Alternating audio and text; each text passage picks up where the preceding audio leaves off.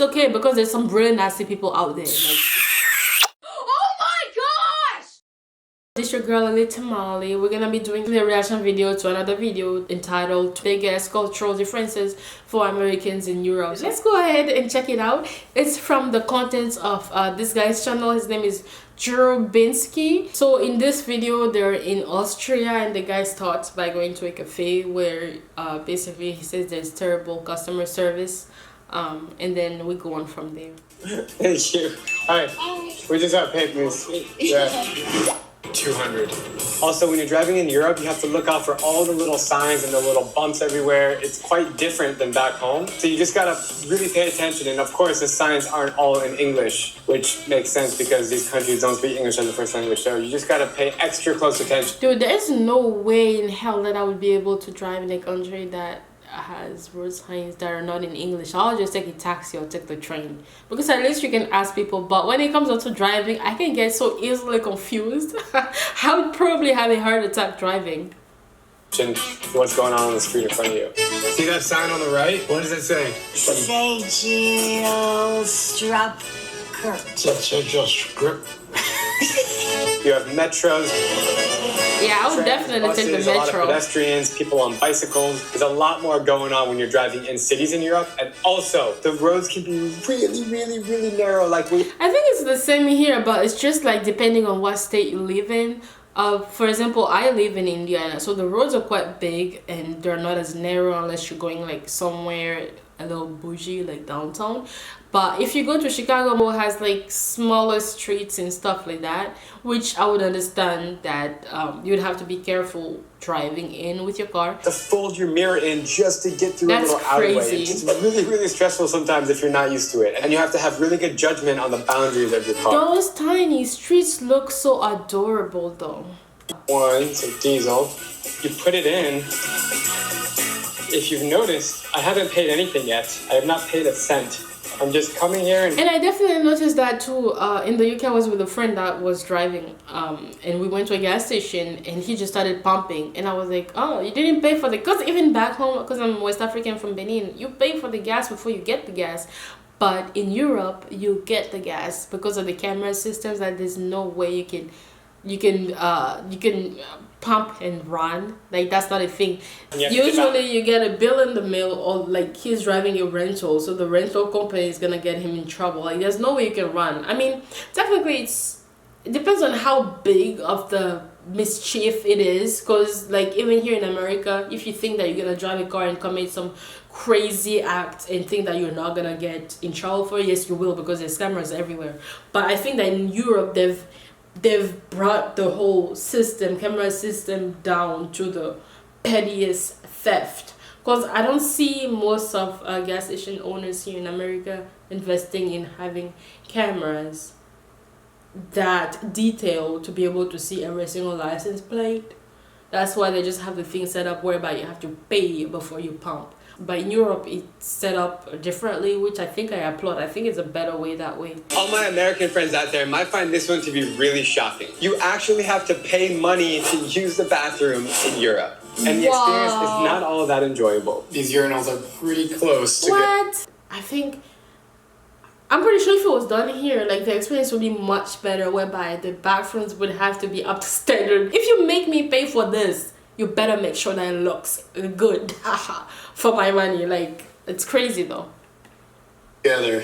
It would not fly in the US. Yeah, no it would. space to pee. That's what I said. Shit, you better make it worthwhile. I think it's okay because there's some really nasty people out there. Like, I used to see this when I was living in London. Whenever we would go out to like clubs and stuff like that, there would always be a lady in the bathroom, like girls' bathroom, and she would have like cologne, sanitary pads, perfume, like lipsticks, even though I would never use them, you know, any of her stuff. But because you paid so much to enter the club, she would have those ready for you to use in the bathroom. Or sometimes, you know, you can tip her and stuff like that. USA is definitely a car country.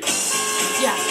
The majority of Americans rely on their personal vehicles for daily commute, whether it's to work, to a restaurant, or just to the store. We also have a crazy highway system, which makes a car kind of a necessity. Europe, on the other hand, has extensive public transportation networks all over the place. Trams, buses, metros, rollerblade. And from past experience, I'm not gonna lie, until I came to the US, I never thought that I would actually ever want to get myself a car. When you look at the way the buses and the train system works here in the US compared to how it works in Europe, like from my own experience, it's just really different. Like over there, like I never, maybe it's because it was also my first time, but I didn't think the buses were dirty. I didn't think the trains were dirty. I never caught any like rashes or anything when I would use the trains or the buses over there. It was always needle burrito. Like if anything, that you'd see like maybe a sandwich bag here and there because somebody left it or forgot it behind when they got off the bus. But if not, it was always really clean. But when I came here, like it was not the same story. It was like really filthy like, everywhere, and I was like, oh my god, what is going on here? And then I soon realized that I needed to get my own car also because the bus system was not the best around. Like I live in Indy, the train, what train? I don't think we even have a train system. There's like buses, but the bus don't even come to my area anyway. Like there's a lot of reasons as to why it's better to just have a car in the US. It's just a better way of transportation, and you know where you're going, you know what you're doing with yourself. Like you're not gonna get yourself in any type of mess that you never asked for. And I'm not saying that it's wrong to take the train or the bus here in the US. I'm just saying from past experience, for me personally, I just think that the public transport system in Europe is way better than the public transport here in the US. It's just my own opinion. We don't have leisurely time to hang out and relax. Whereas here in Europe, everything is just relaxation time. You want to go to the cafe and chill with your friends. You want to go to the rrestaurant and hang out. When the weather is nice in Europe, everyone, and I mean everyone, is outside enjoying their lunch, coffee, Aperol Spritz. We just sat down amongst the whole feel that this guy, Drew Binsky, is giving out throughout his video is just like relaxation time. And I know he's walking and talking a lot, but that's just what he perspires, and I love that. It's just how people usually feel when they go abroad and they're like experiencing different foods and lifestyles, and they're like, oh my gosh, finally I can breathe, you know. And it sucks that here in the US we feel like, okay, you gotta grind, but maybe if we took a different approach to life here, things would be a little different. They really drilled into your head how bad smoking is for your health. And it's true. In my opinion, almost like if you're sitting with a group of friends and they offer you a cigarette, you almost have to say yes as like a cultural thing. I don't know how else to... Like, people from Europe always have that blasé look that make you feel like you're not doing anything with your life unless you're joining them in whatever thing that they're partaking in. It's just the laissez-faire. It's just how they're like blasé. I'm just so cool. I'm just doing my own thing. People here just smoke and they smoke and they smoke and they smell like smoke all day. At some point, it just becomes a lifestyle. In almost all indoor places in the U.S., aside from maybe casinos, smoking is now banned and prohibited, and you cannot do it inside. Whereas yeah, because smoking smells terrible. It's nasty. It's just really disgusting. I don't know if he's saying that smoking indoors is allowed in Europe, but ew, that is gross. I'm going to open up this chapter on an emotional beat because I'm standing right in front of Namaste Mirror Church, where I lived and studied abroad in 2012, right down that street.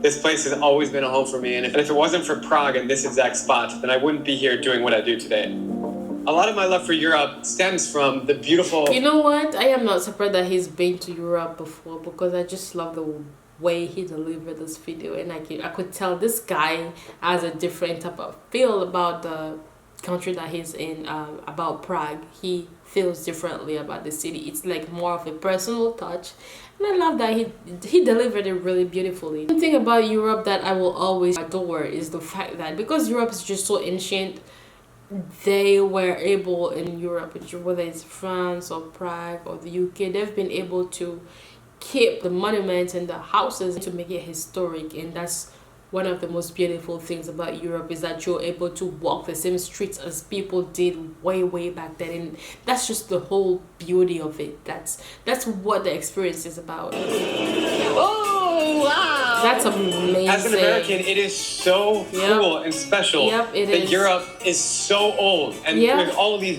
beautiful churches, historical monuments, buildings like this with gargoyles on top. Like, we don't have anything that looks remotely similar to this in the US. And everything in the US is new.